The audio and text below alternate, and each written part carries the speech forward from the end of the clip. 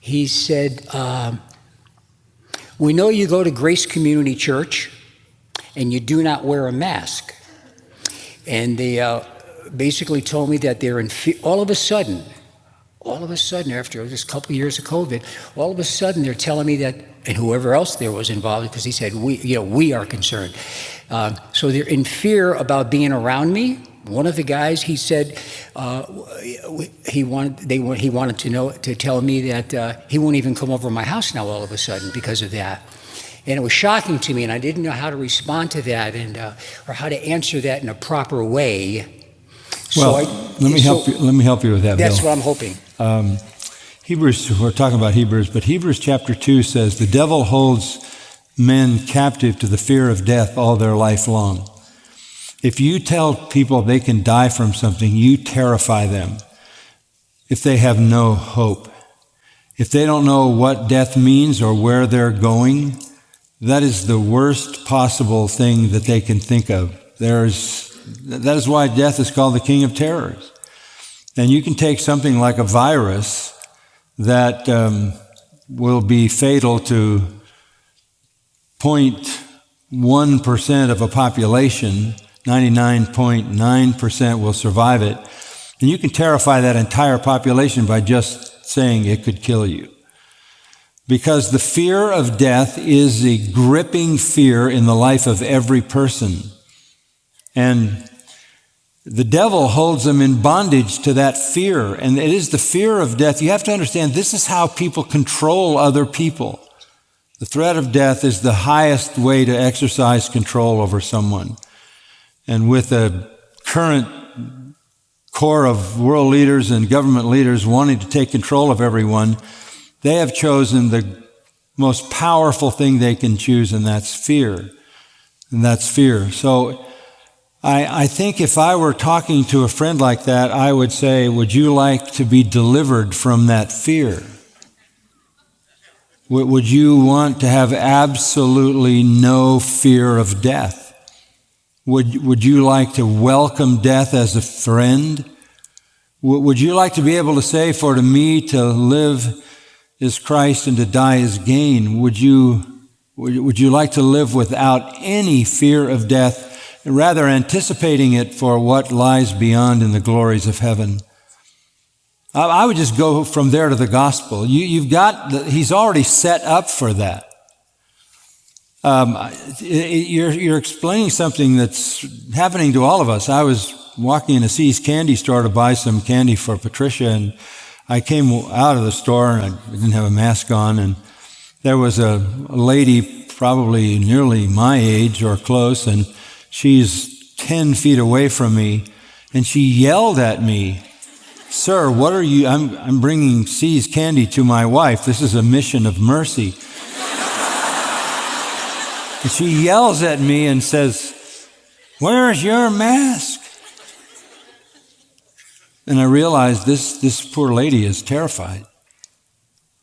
She's afraid of death. This may be the best time in all our lives to confront people with the fact that Christ removes that fear, right? I mean, that's the message. I can't think of a better setup. Look, we're all trying to figure out this COVID, but I had an article I was going to just mention, so you allowed me to bring it up. This just came out of a combination of reports, and I've followed these now for all this last year and a half.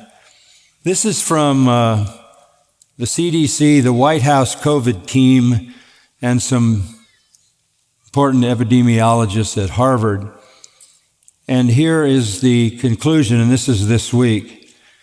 There is no discernible relationship between the percentage of population vaccinated and new COVID cases. Did you hear that? There is no relationship between the percentage of people vaccinated and new COVID cases. It goes on to say, the lack of meaningful association between percentage population fully vaccinated and new COVID cases is demonstrated by many, many studies. This is a quote. there is no significant signaling of COVID-19 cases decreasing with higher percentage of population fully vaccinated. What is that? They're making everybody be vaccinated and it has nothing to do with the cases of COVID. A deeper dive, the article says, shows that the most vaccinated countries have the highest transmission, according to the CDC. The lowest rate of vaccinated countries have the lowest rate of transmission. It is completely the opposite of what you're being told. So I'm not arguing for or against vaccination. That's something you can decide for yourself. But what this is about, trying to make people afraid. I'll say this, and I'm speaking as one who has read everything I could get my hands on for the last year and a half. Nothing stops COVID. Nothing. Not masks, not double masks, not triple masks, not social distancing. Nothing stops COVID. It's like trying to keep flies out of your yard with a chain link fence.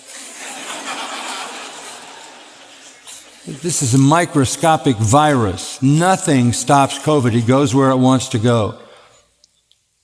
And it's very dangerous to people who have other illnesses, as we know. But the attempt now to vaccinate 5-year-olds when there is an inverse correlation between vaccination and incidence of COVID, the very opposite of what they're saying, is beyond imagination. So what all of this demonstrates is that people can be manipulated so easily if you tell them they might die. And we're here to say, first of all, you're not likely to die from COVID. But the death rate, I want to remind you what the death rate is. 1 per person.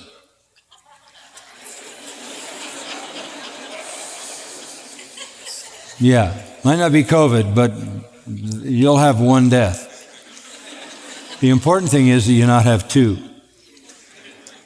The second death, right? We need to be joyful, we need to be content, we need to be loving, kind, gracious. And we also need to tell people that the Lord gives salvation that takes out the fear of death, right? Okay? Thanks, Bill. Yep.